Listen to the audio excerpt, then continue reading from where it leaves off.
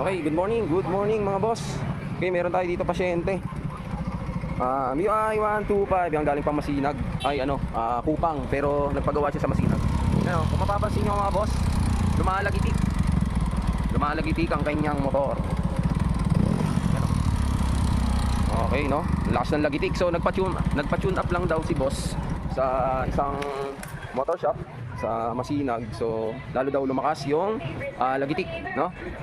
Suspecha ko dyan mali yung pagkakabal clearance, then o kaya may tama yung kanyang rocker arm, o kaya may tama yung kanyang cams. Yan ang mga checkin natin sa kung bakit naglagitik itong motor ni boss. Tapos check na rin natin yung tensioner.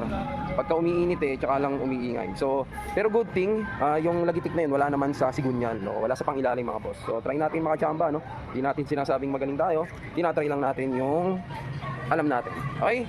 So yun, sabi kasi ni boss, hindi daw gumamit ng valve clearance yung filler gauge. Pinapakamalang daw ng mekaniko. So yun mga boss, kaya sinasabi ko nga sa inyo, sa mga kapwa mekaniko ko, gamitan nyo ng tamang tools. Kasi ang mga customer natin, hindi lahat tanga. Diba? May mga customer na matatalino yan. Kaya gumamit kayo ng tamang tools. O katulad niyan, yung may-ari ng MIUI 125, akala nyo tanga. Hindi siya tanga. Siyempre, dapat gumamit ng mga tamang tools. Diba? O hindi na bumalik sa inyo si customer.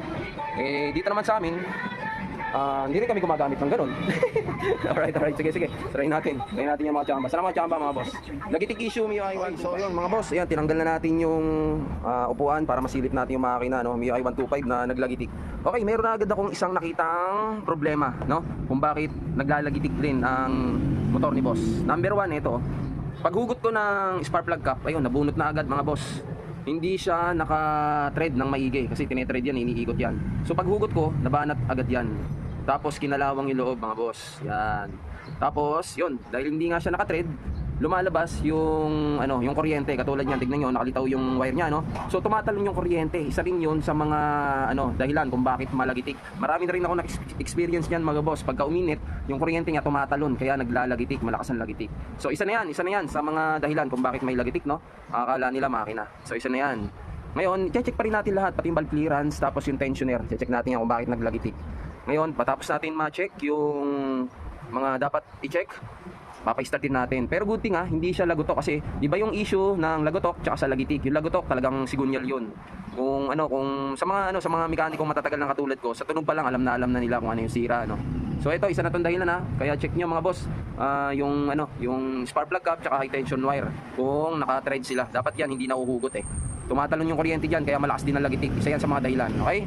So hindi na-check ng dating pinagpagawa ni boss. Nung nakaraan araw lang siya nagpa-check. So tama nga naman, nagpa-check na kasi malinis na yung throttle body. Halata na pinagawa na to, pero hindi na-check ng maigi ng mekaniko itong high tension wire at saka spark plug cap na nahuhugot na pala, na tumatalon na pala yung kuryente. Okay? So ayusin natin ito mga boss. Okay, update ko kayo. Galing pa ng si boss Masinag. Alright, sana mga chamba, lagitik issue MIUI 125.